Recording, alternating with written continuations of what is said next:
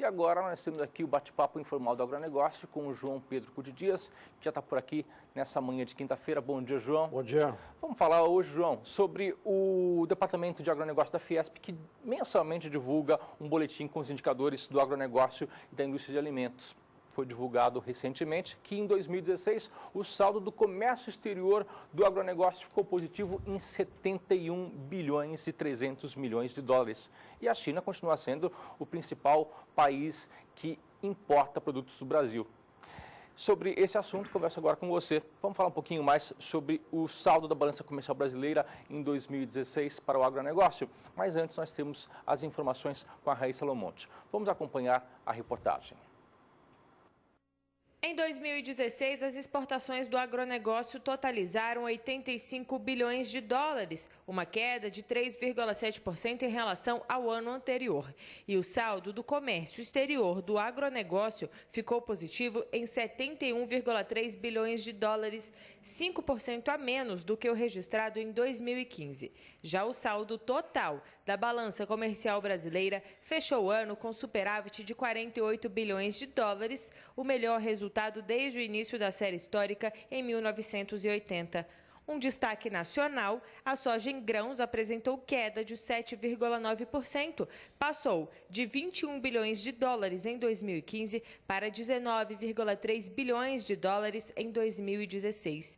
O declínio do preço médio de exportação no período, menos 3%, colaborou para uma redução no valor exportado em dólar. Em volume, as vendas externas tiveram queda de 5,1% em relação ao ano anterior, totalizando 51,6 milhões de toneladas.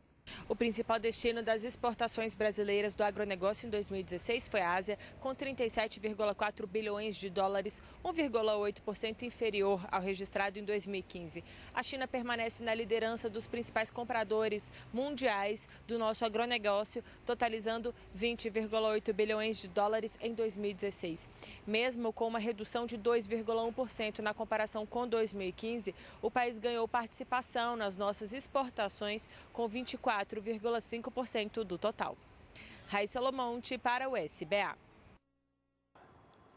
João, mesmo com a quebra de safra de algumas culturas, o agronegócio foi o grande destaque da balança comercial em 2016. Só não foi melhor porque tivemos condições climáticas desfavoráveis para algumas culturas.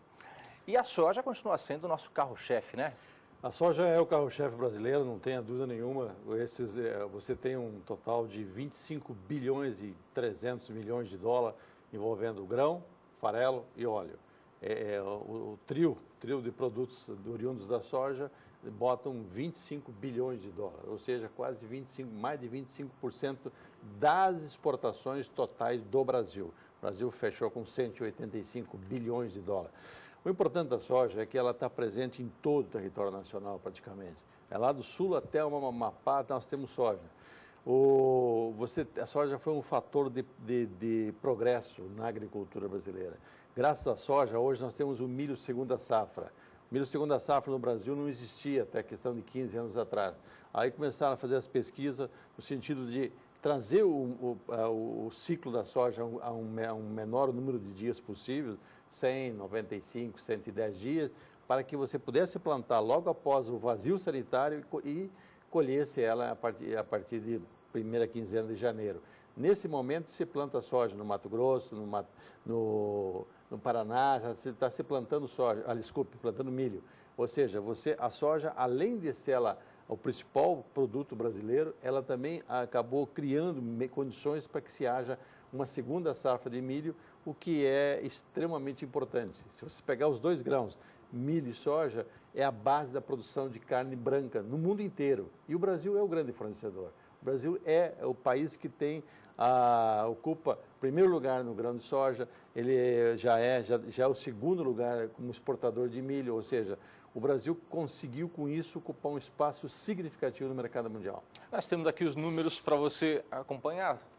Os números da soja, olha lá, exportações brasileiras do agronegócio em 2016, faturamento da soja em grãos. Essa queda aí foi razão de duas coisas. O preço que caiu, o preço médio caiu o ano passado em dólar, e o segundo foi a redução de quase 3,5 milhões de toneladas em função de que a quebra de safra fez que o Brasil deixasse exportar o que foi exportado em 2015, ao redor de 54 milhões e pouco, para 51 milhões e 300. Então, os dois fatores foram o que deu a queda no valor. Mesmo diante de um ano difícil, João, de 2016, você acha que os resultados da soja foram positivos? Lógico, a soja é o que dá o start na economia brasileira, o que dá o start no interior do Brasil, regra geral.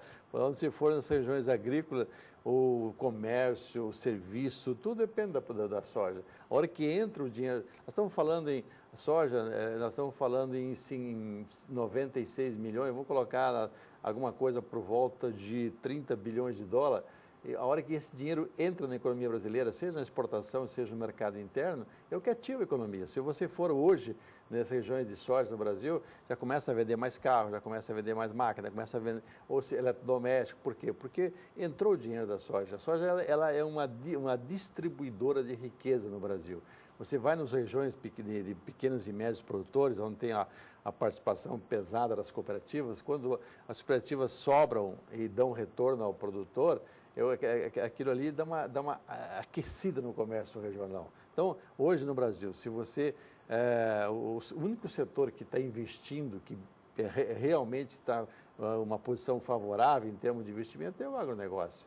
Então, quando o agronegócio investe, essas máquinas que nós estamos vendo e tal, é emprego na cidade, é renda, é impostos para os estados que estão quebrados, é impostos para os municípios que também estão quebrados. Então, isso aí é o que dá um alento à economia brasileira. Nós temos mais uma tela, João, é o top 5 com as exportações brasileiras. Ali aparece em primeiro lugar a soja, né, em grãos. O açúcar é o segundo produto, esse foi um produto também extremamente importante, porque ele aumentou em volume e aumentou em valor. O preço médio do açúcar, ele subiu 20%, em quantidade subiu 20%, ou seja, nós passamos de 24 milhões para 28 milhões de toneladas de açúcar, e no faturamento ele aumentou 36%, chegou a 10 bilhões e 400 milhões, está aquele número lá. O açúcar está dando um fôlego para o setor sucro-alcooeiro, que foi devastado no governo da senhora Dilma pela política suicida do subsídio à gasolina.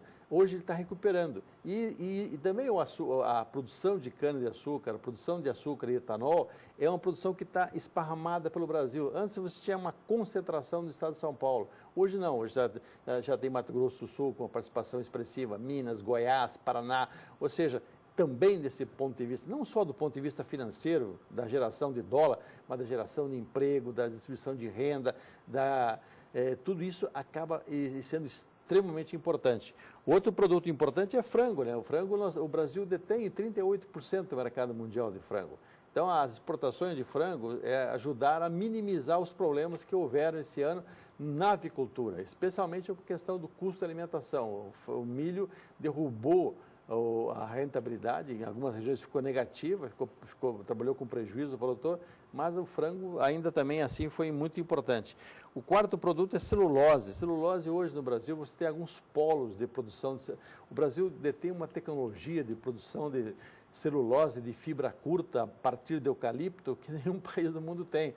Nós estamos desbancando os países nórdicos, que eram os grandes produtores de celulose, porque uma árvore lá demora 40 anos para cortar. Aqui demora 6 anos para cortar.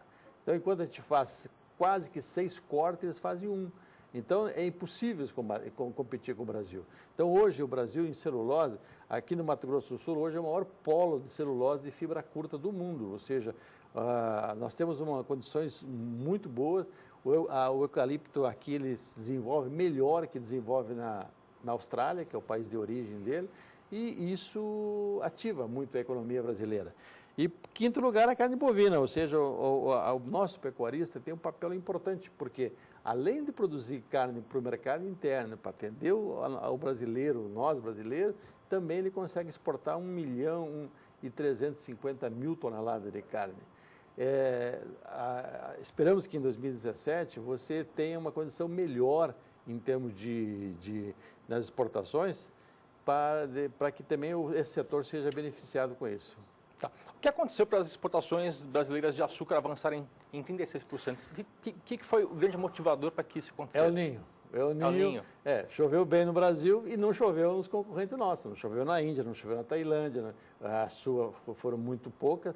O que houve? O mundo tinha um superávit na produção de açúcar. O açúcar valia 10 centavos de dólar por libra-peso, alguma coisa por volta de 20 centavos por quilo de açúcar no mercado mundial, 20 centavos de dólar. Ele chegou a dobrar, foi para 22 centavos de dólar. Por quê? Porque você passou de um superávit no mercado mundial do açúcar para um déficit. Algumas empresas, algumas consultorias falavam um déficit de 7 a 8 milhões de toneladas.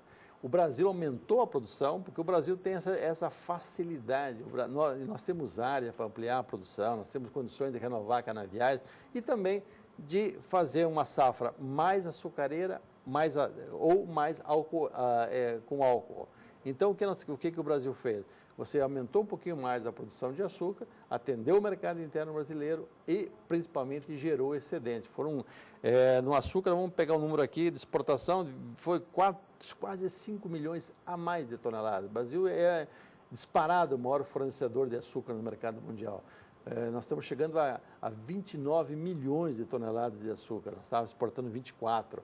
Ou seja, de um ano para o outro a gente consegue fazer isso. Por quê? Porque o Brasil tem uma indústria moderna, tem condições, tem solo, tem clima, tem tudo, fácil. E a China continua sendo o principal comprador dos produtos do agronegócio brasileiro, né? Nós temos até um top 5 aqui, vamos acompanhar? Nós temos aqui na tela. Bom, a China é a primeira. Em primeiro lugar, China. Em segundo lugar, União Europeia, com 28 países. Terceiro lugar, Estados Unidos. Quarto, Japão. E quinto, o Irã. O Irã é uma boa surpresa. Depois de acabar o boicote internacional para o Irã e liberar recursos que tinham lá, o Irã aumentou de forma expressiva as importações do Brasil. Esse ano, 2017, todos esses países que dependem de petróleo, Rússia, Irã, Egito, Arábia, Emirados Árabes, todo esse pessoal que depende de petróleo, está numa situação melhor esse ano. Você tinha um preço médio do petróleo de 35, 36 dólares por barril, nós estamos falando hoje de um petróleo de 55 dólares por barril. Isso vai facilitar que esses países tenham mais recursos para comprar. Então, alguns setores, como, por exemplo, carne de frango, carne de suína, própria carne bovina, serão beneficiados. Países como a Venezuela. A Venezuela, infelizmente, tem um governo igual da Dilma, corrupto e populista, mas a hora que entrar um governo sério na Venezuela, ela volta a ser um país comprador do Brasil. Era um país que fazia parte dos 4 maiores importadores de carne bovina. Esse ano já saiu fora. Por quê? Por causa do preço do petróleo, por causa da situação econômica e financeira muito difícil do país. Agora, melhorando o preço do petróleo e nesses países que dependem do petróleo como fonte principal de receita, vai melhorar as condições para aumentar as importações de produtos alimentícios do Brasil. Desse ranking aí, desse top 5 que nós apresentamos, qual que foi o destaque? Seria a China ou o Irã? A China. O Irã cresceu proporcionalmente muito mais do que a China, proporcionalmente. Sim. Mas é tão grande o volume da China que a hora que a China entrou no mercado, ela não compra, ela comprou 164 mil toneladas de carne, contra há 2 anos atrás não importava nada, importou 164 mil toneladas de carne bovina, ou seja, quase 500 mil de toneladas de carne de frango.